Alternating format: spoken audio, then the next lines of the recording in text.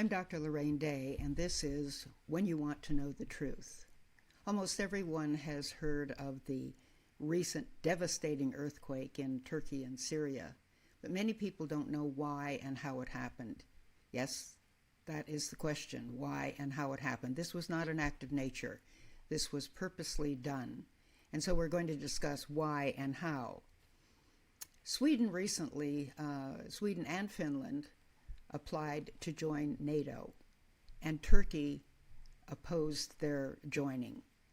Now, NATO is an organization where if another nation wants to join, every nation that's already there has to agree to let them in. But Turkey said no. Why did Turkey say no?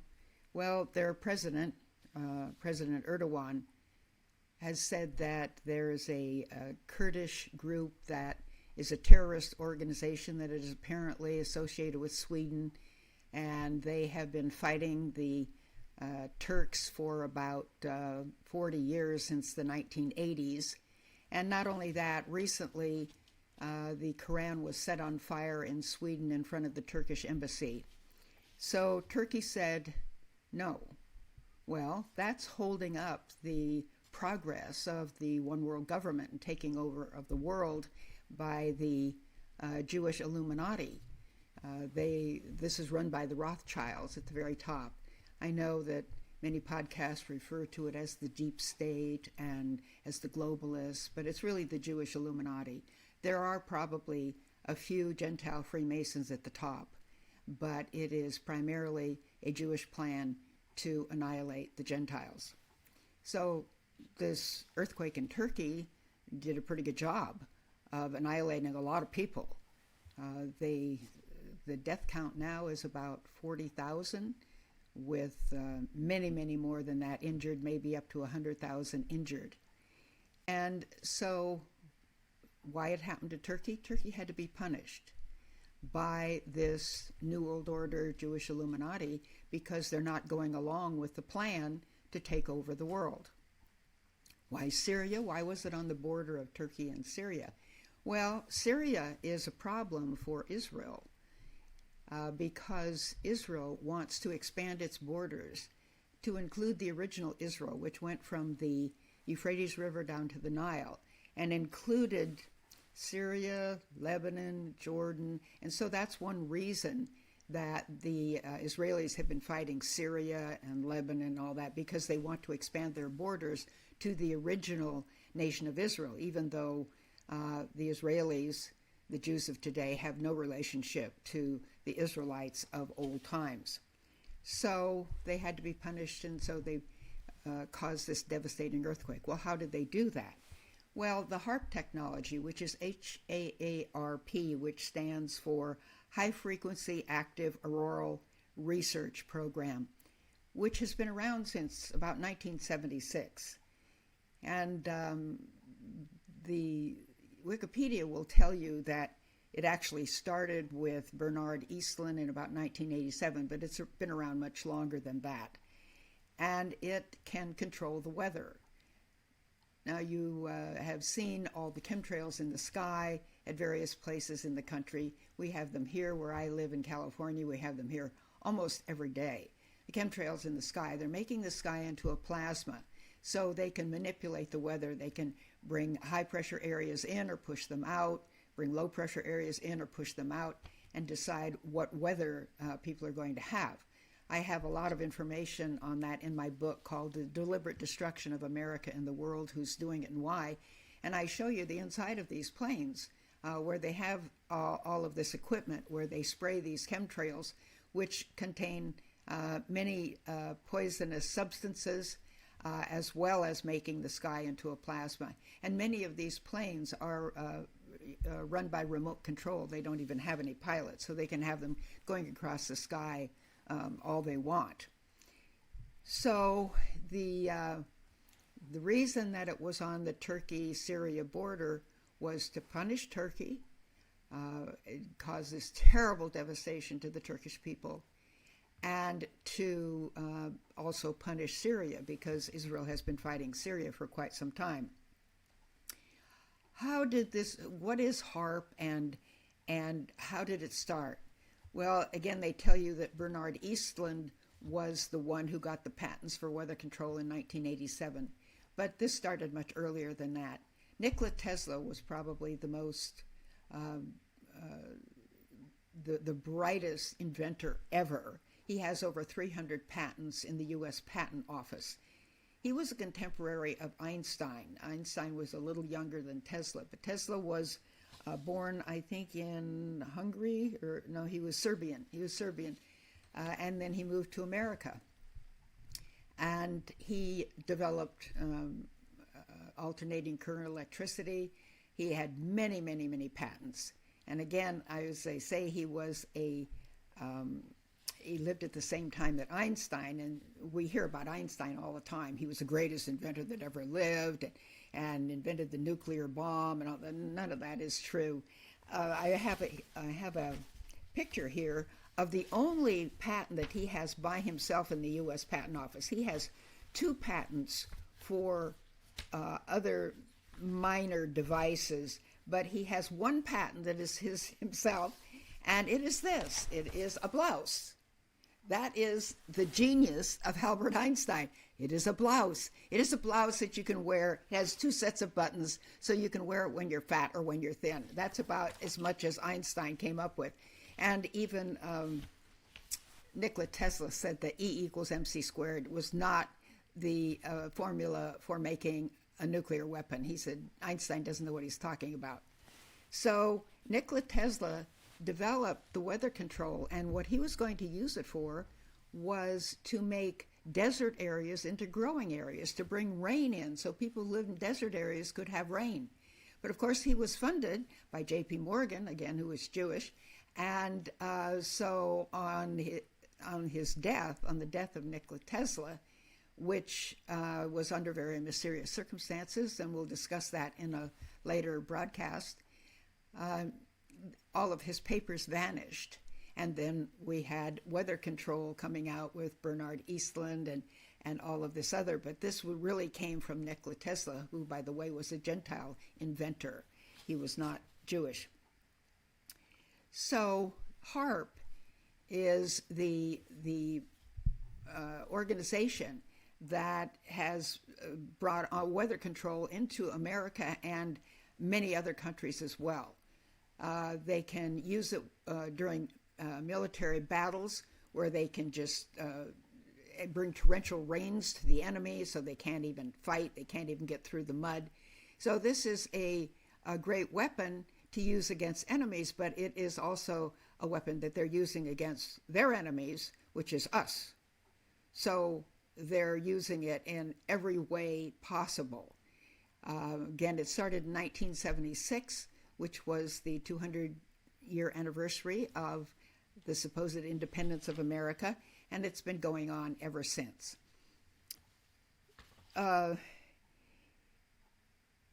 People don't understand that weather control has been around for even longer than that. Way back 4,500 years ago, in the flood, they used weather control undoubtedly to bring about the flood. Now, they didn't do it on purpose. It got out of control. The Bible says that at the end there will be an earthquake. It says that in Revelation, that there will be an earthquake greater than any earthquake that has ever been on the earth, and it will rip the earth apart. That's why when Jesus comes, the righteous will be taken up off of the earth as a rescue mission, because the earth will be breaking apart from the weather control that has gotten out of control. But this is the same thing that happened 4,500 years ago. Now, even Christians believe that people were kind of savages back then. Even though they say they don't believe in evolution, they really do, because they think that we're smarter than all of these other ancestors of ours. But that's not true. At creation, Adam and Eve were created perfect. And before the flood, people lived to be 900 years old.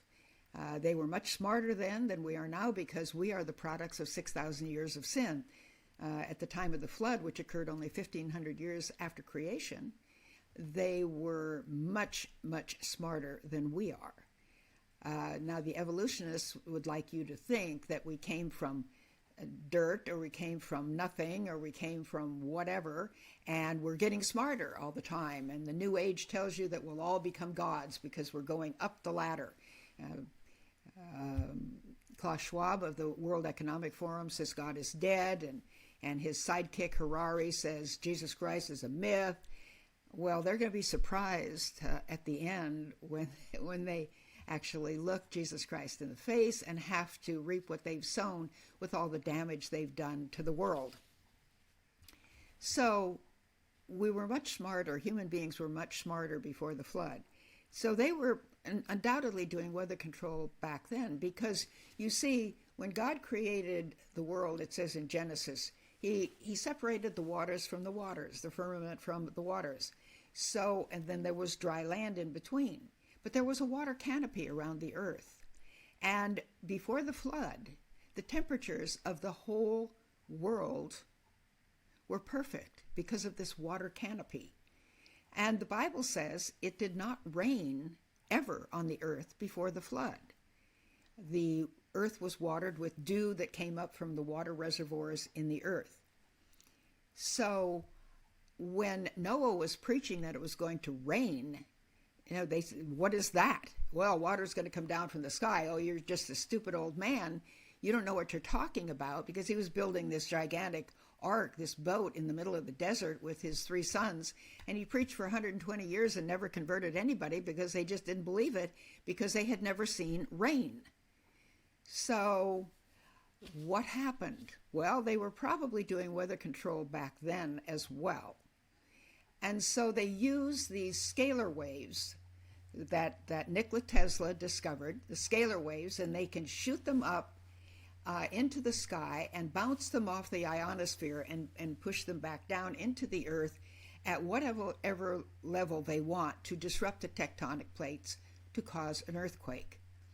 And so obviously they had become very wicked before the flood, because they lived to be over 900 years old. You can become a lot more wicked in 900 years than you can in 70, 80, or 90 years. And you can also become a lot smarter. So they were probably using these and did not realize that there was this water canopy over the earth, and they disrupted it. So water came down from the sky in huge amounts, and water, since they were disrupting the tectonic plates, water came up from the water reservoirs in the earth, and that's how the flood came. It is presumed that at the time of the flood, there were probably 3 billion people on the earth, because people lived to be over 900 years old and had 50 to 100 children. So there were a lot of people, but only 8 got on the ark. Out of all those people, only 8 got on the ark. So it's taken this long from the flood, which was 4,500 years ago, until the last 50 years for them to get smart enough, again, to develop weather control.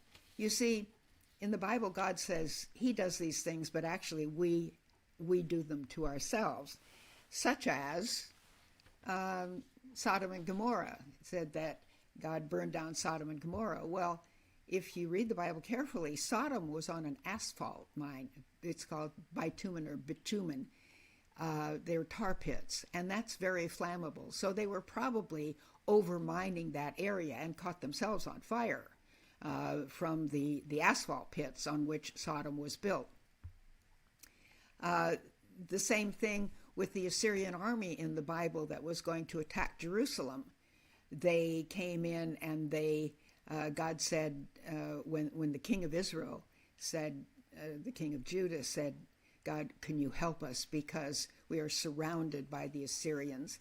And they camped outside the city, and they were building ramps to come up over the wall. But when they camp out, there were 185,000 of them, so they had to have water, so they dug wells. But the Bible tells us that they dug wells at Fuller's Field. Well, the fuller was the laundry person, and they did that outside of the city. That's where the people brought their laundry. So Fuller's Field was the field where they did the laundry. But what did they use to clean the clothes? They used lye. So they always built Fuller's Field on a place where there was lye in the ground.